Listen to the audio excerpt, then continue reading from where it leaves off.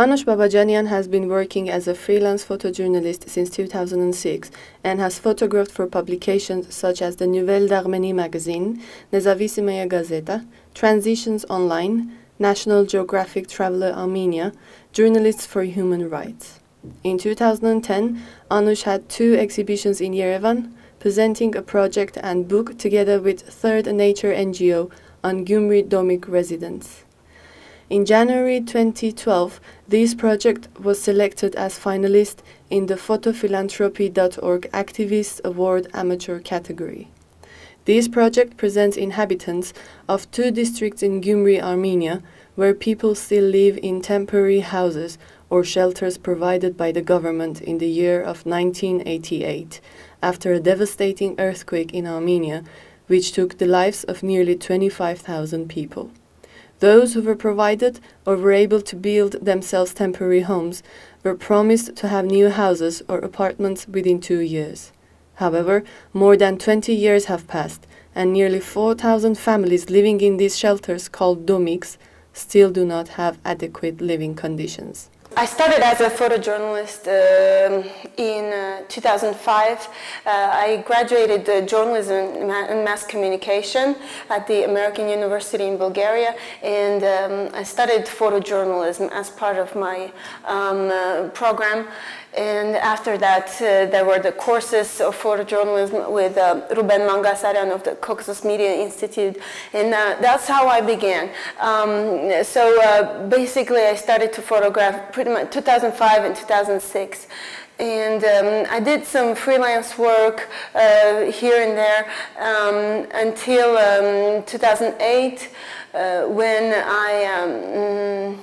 when I met my future husband, and we got married after that and moved to Gyumri. My husband is from Gyumri. He's part of a band called the Bambir, and so he's a flute player.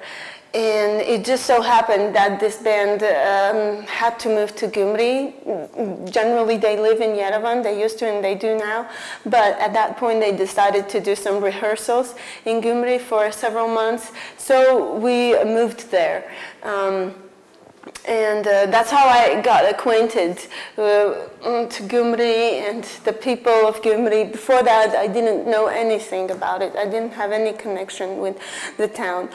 And so he introduced me to the town and the people, and so it happened that I was new to the town. My husband was rehearsing all the time. I'm a photojournalist, photojournalist back then. I did both, and so I decided to research and see, and of course,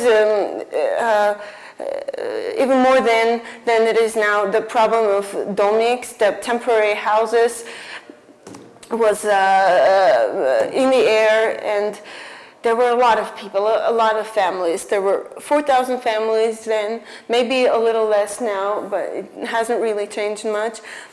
So I started to photograph these people, these families. There were 2 main districts where the domiks were situated. That was the Fountain District, Fontan-Taramas, that's how they call it, and another district behind the bus station. It's a whole region of domiks, temporary built houses that were given to the victims of the earthquake by the Soviet government for 2 years. That's why they're called temporary. And after that, they were supposed to give them houses and homes and apartments, but this didn't happen. And it pretty much became permanent for them. And it's lasted for 24 years now, instead of the 2 years that they were supposed to have. After I did some work and we returned to Yerevan, I was contacted by by an NGO working in Gyumri called Third Nature. This NGO was dealing with housing conditions, and they found out from the Open Society Institute, another organization, that there is this photographer working on this, and they needed someone to illustrate these conditions for them for their program. And so they contracted me to continue this work, you know. So the program included publishing a book, a catalog about housing conditions of people living in Domik in Gyumri, and presenting these photographs not only in a book but also in 2 exhibitions. So this all happened, and throughout 2 years, in 2009 and 2010, we got together a little book called "Everyone Shall Have the Right to Housing." And that's a phrase taken from the Constitution, from the RA Constitution, which basically states that everyone shall have the right to a standard living, adequate to himself.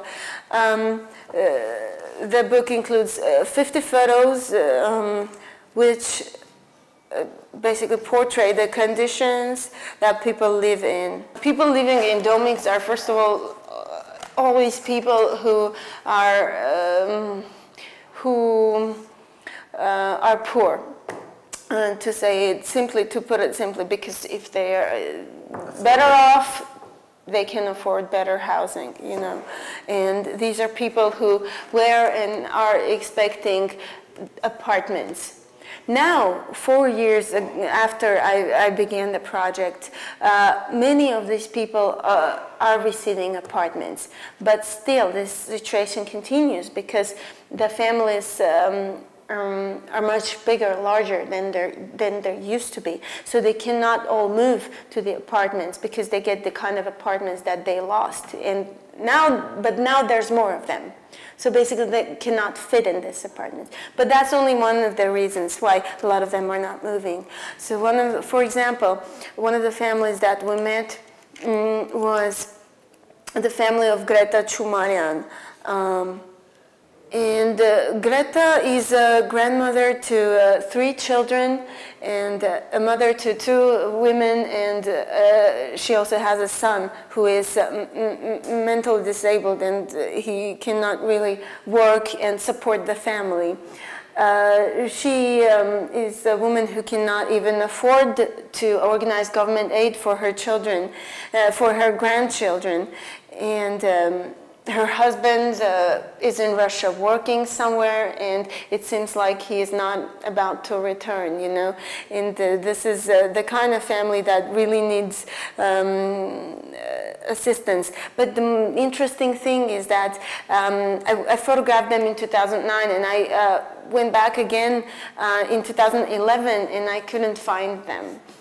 I couldn't even find their Domik or its whereabouts. You know, the thing is that so much has changed since 2008, not necessarily positively. It has changed, but some families have moved, others have stayed. And when you look at the district, it looks different, but the Domiks still remain kind of,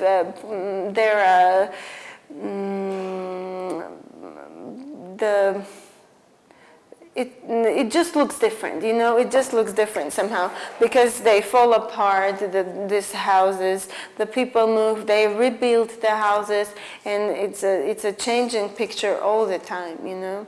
And then some of them really move out and the houses are just ruined. Besides, there's a canal that changes everything and makes everything damp in the houses and wet. So those who remain, anyway, do remain in bad conditions. I didn't go to photograph the people living in the new houses yet, which I'm thinking about. Actually, they complain, the people who are there, but I photographed this fence of the house where the people didn't want to be photographed.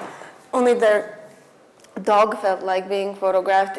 But these were people who were moving out at the point when I was there. And that was 2009, I think. Yes. this is, for example, one of the houses which is no longer there, or it is there but is no longer, because the people living in the house have moved out. So that was happening back then, and it continues now. But a lot of times families are not moving out completely, you know. Most of the time, part of them stays in the Domik. Now the situation is different than it was 4 years ago. If 4 years ago people were kind of thinking, what is this, when will we get this? Now they're getting the apartments, but a lot of them are still staying in the Domiks. Partly because there's too many of them, and then another side is yes, they say this is our house. This house is in the center. The newly built apartments are in the suburbs.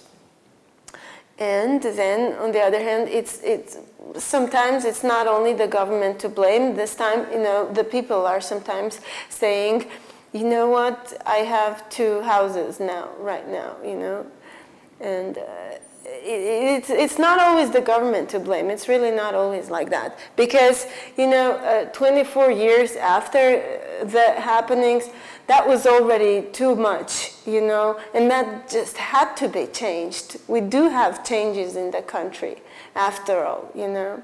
It's a bad picture. It still is a bad picture, but I cannot say that there is no hope.